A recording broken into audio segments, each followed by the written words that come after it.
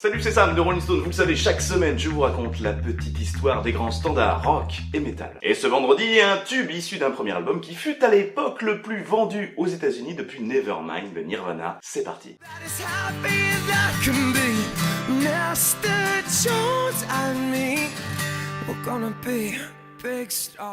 On est en 93 et c'est sur l'album August and Everything After. Et sur le label de Nirvana.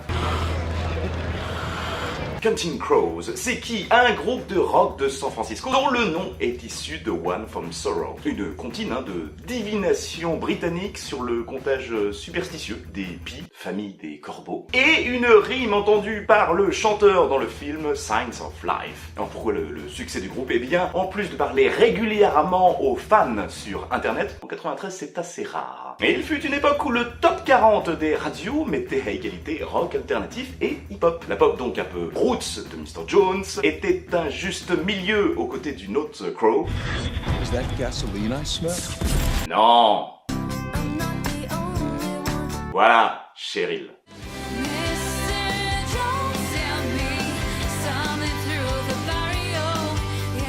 L'album a été produit par T. Bones Burnett, guitariste de Dylan dans les années 70 et notamment compositeur récompensé de plusieurs BO pour Brother, Cold Mountain ou encore Walk the Line. Bon, côté musique, on est plutôt sur du classique, tonalité en la mineur et tempo de 142 BPM, une progression passant du tambourin à une entrée de batterie au bout de 40 secondes pour se finir avec des chœurs à contretemps. Mais l'attrait n'est justement pas dans sa technicité mélodique, mais dans le fait que ce n'est pas la musique qui appuie le refrain, mais bien le chant.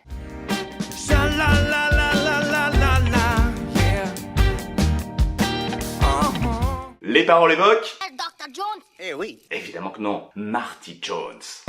Parti.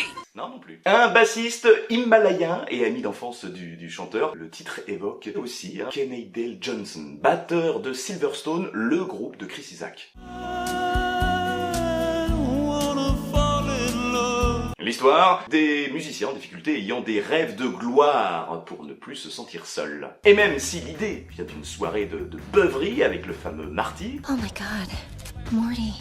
Où il avait aperçu Johnson avec 3 femmes, le chanteur parle en réalité de son propre fantasme de la célébrité, permettant plus d'assurance et d'attirance. Mais célébrité avec lequel, et ce sera plus appuyé dans les versions live, eh bien on peut s'égarer. Avec cette double ironie, c'est cette chanson qui fera connaître le chanteur, dont la célébrité s'avéra justement amère, de quoi pour lui finir en dépression et ne plus écrire pendant un an. Le tout au sein d'un groupe avec un nom s'inspirant du comptage superstitieux des pies, cet animal, attiré par les choses qui brillent et dont l'expression Counting Crows signifie inutile. La réponse était donc déjà dans la question et pourtant le titre n'est jamais sorti en single et le groupe n'y a jamais cru. La chantant sur scène pour faire rire. Merci MTV.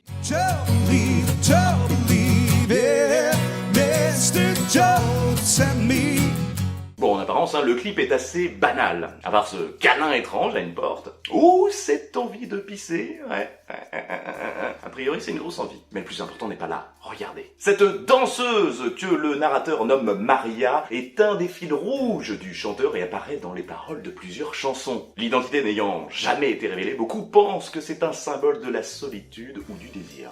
On parle même aujourd'hui de génération Jones pour les gens nés entre 54 et 65, c'est dire. Voilà le conseil de la semaine avec ce livre qui mélange esprit métal et recettes flexitariennes. Allez jeter une oreille au groupe Stuffed Fuxies.